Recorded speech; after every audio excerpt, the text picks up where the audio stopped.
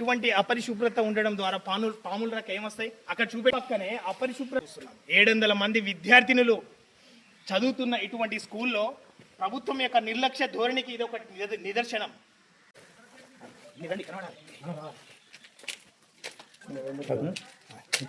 ఇది బాత్రూమ్ల పరిస్థితి. Government attention ఒకసారి బాత్రూమ్ యొక్క పరిస్థితి చూడండి. కొత్తగూడెం మండలంలో గాంధీనగర్లో ఉండే గురుకుల విద్యార్థినులు ఉండే గురుకులంలో బాత్రూమ్ల యొక్క పరిస్థితి ఒక్కసారి చూడండి. చూపెట్టి ఇక్కడ ఒకసారి ఎంత దీన స్థితిలో ఉన్నాయో. రాజకీయ నాయకులారా, ప్రభుత్వంలో ఉండే నాయకులారా, అదే నాకు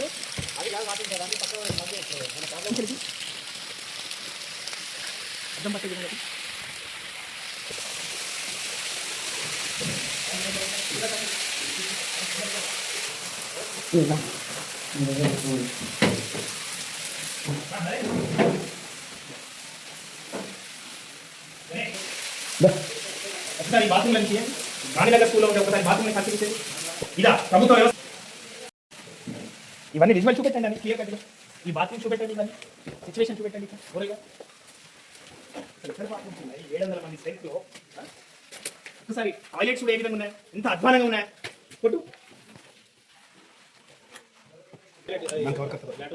ఈ లాట్రూమ్స్ చూడండి ఒకసారి. ఈ లాట్రూమ్ యొక్క దీన స్థితి చూడండి ఒకసారి. మొత్తం క్లియర్గా విజువల్ తీయండి. సీతక్క గారికి పంపిద్దాం, లోపల తీయండి చాలు. ఏంటబ్బా ఇది, ఎలా చదువుకుంటారు, హెల్తీగా ఉంటారు.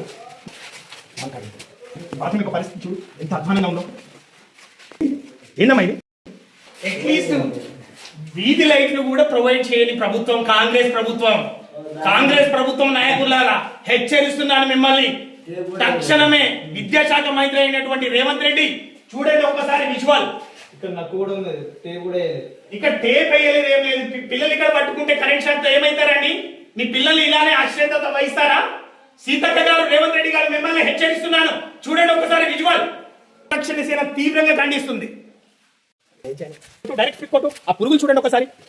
పురుగులు చూడండి ఒకసారి. పురుగుల యొక్క పరిస్థితి, ఈ టాయిలెట్ యొక్క పరిస్థితి, ఇటువంటి వేల కొద్ది రూపాయలు ప్రైవేట్ హాస్పిటల్లో దారాదత్తం అయిపోతుంది.